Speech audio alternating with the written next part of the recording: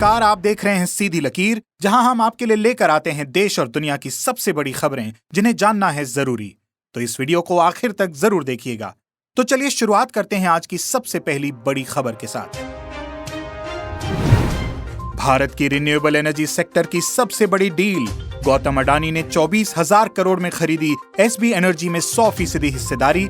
कहा 2025 तक दुनिया की सबसे बड़ी सौर ऊर्जा कंपनी और 2030 तक विश्व की सबसे बड़ी अक्षय ऊर्जा कंपनी बनाने की योजना। सिंगापुर वेरिएंट वाले अरविंद केजरीवाल के बयान पर सिंगापुर ने जताई सख्त आपत्ति। कहा ऐसा कोई वेरिएंट नहीं। भारतीय उच्चायुक्त को तलब किए जाने के बाद भारतीय विदेश मंत्री एस जयशंकर ने बताया केजरीवाल के बयान को गैर जिम्मेदाराना। कहा वे नहीं करते भारत का प्रतिनिधित्व। ताउते चक्रवात ने महाराष्ट्र में तबाही के बाद गुजरात में मचाया तांडव। 45 लोगों की मौत, 20,000 से ज्यादा हुए बेघर। बाजरा तथा मूंग के साथ चीकू, पपीते और शरीफे की फसल को भी हुआ 50 से 100% तक नुकसान। बीच तूफान में अरब सागर में फंसे 4 जहाजों में मौजूद जिंदगियों को बचाने के लिए भारतीय नौसेना का सर्च एंड रेस्क्यू मिशन जारी। 188 और लोग हुए सुरक्षित, 22 की मृत्यु की हुई पुष्टि। भारतीय मौसम विभाग की चेतावनी, ताउते के बाद आ सकता है एक और सुपर साइक्लोन। अगले 5 दिन में सुंदरबन से टकरा सकता है ये सुपर साइक्लोन। मछुआरों को 23 मई के बाद समंदर में न जाने की दी चेतावनी। बुधवार को सोने और चांदी की कीमतों में आया मामूली बदलाव। 24 कैरेट सोने का दाम हुआ 48,472 प्रति 10 ग्राम और चांदी रही 72,332 रुपए प्रति किलो पर।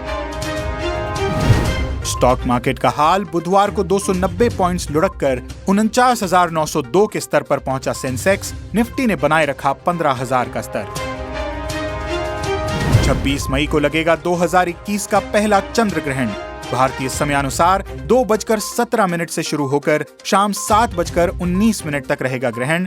मेष, कन्या, कर्क और मकर राशियों के लिए होगा बेहद शुभ। केंद्रीय कर्मचारियों को करना होगा अभी और इंतजार। 2021 के महंगाई भत्ते में बढ़ोतरी का ऐलान एक बार फिर टला। अब जून में हो सकता है फैसला। भारत के पड़ोसी नेपाल में कल आया रिक्टर स्केल पर 5.3 तीव्रता का भूकंप।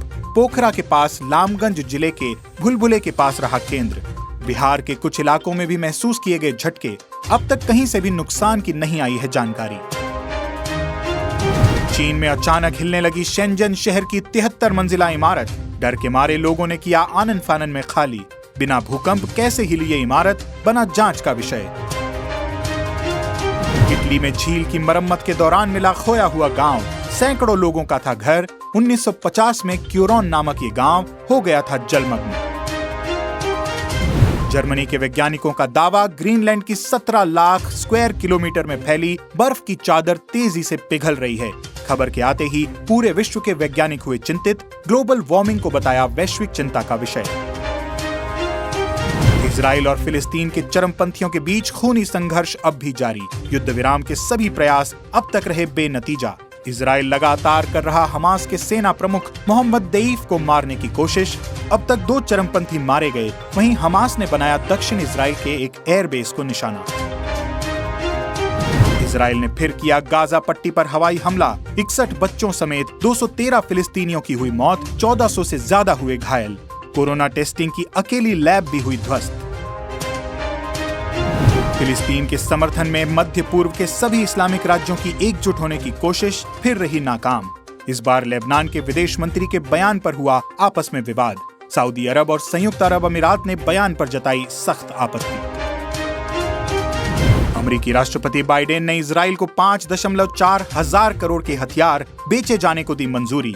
इस निर्णय पर नहीं हुआ कोई विरोध, क्योंकि डेमोक्रेट और रिपब्लिकन दोनों ही इजराइल के साथ।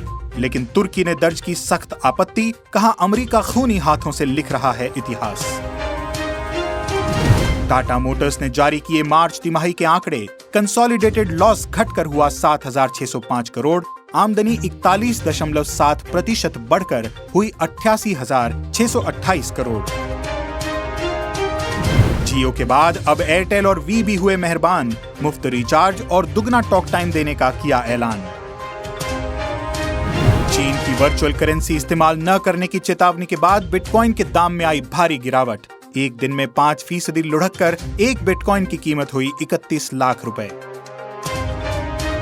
कोरोना काल में बजाज ऑटो ने किया ग्राहकों के फायदे का ऐलान। अब 31 जुलाई तक ले सकेंगे मुफ्त सर्विस का लाभ।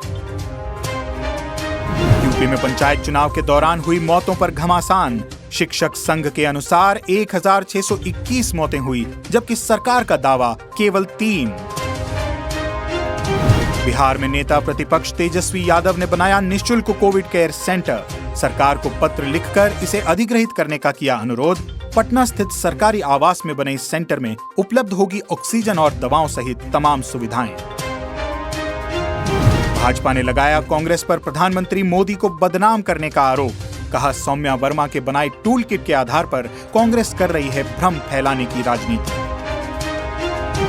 हरियाणा के बाद राजस्थान ने भी ब्लैक फंगस या म्यूकोरमाइकोसिस को किया महामारी घोषित। अधिसूचना जारी कर बताया इसे नोटिफाइबल डिजीज। यूपी के मेरठ से भी आए ब्लैक फंगस के 24 मामले, 4 की हुई मौत। केंद्रीय मंत्री नितिन गडकरी के वैक्सीन के उत्पादन बढ़ाए जाने के सुझाव वाले बयान पर कांग्रेस ने भाजपा को घेरा। कहा, यही सुझाव मनमोहन सिंह ने भी दिया था, लेकिन क्या उनके बॉस सुन रहे हैं कोई सुझाव? कोरोना टीके की दूसरी डोज के लिए डॉक्टरों ने कहा 12 से 16 हफ्तों के बीच कभी भी लगाया जा सकता है दूसरा डोज, इसीलिए चिंतित ना हो लोग। कोरोना को लेकर बड़ी खबर, प्लाज्मा थेरेपी के बाद अब रेमडेसिविर को भी कोरोना इलाज से हटाए जाने पर चल रहा है विचार। जल्द लिया जा सकता है फैसला। अब देश में कोरोना संक्रमण का हाल, संक्रमितों का आंकड़ा बढ़कर 2,57,00,000 से ज्यादा हुआ। वहीं संक्रमण से ठीक होने वालों की संख्या बढ़कर 2,23,00,000 तक पहुंची।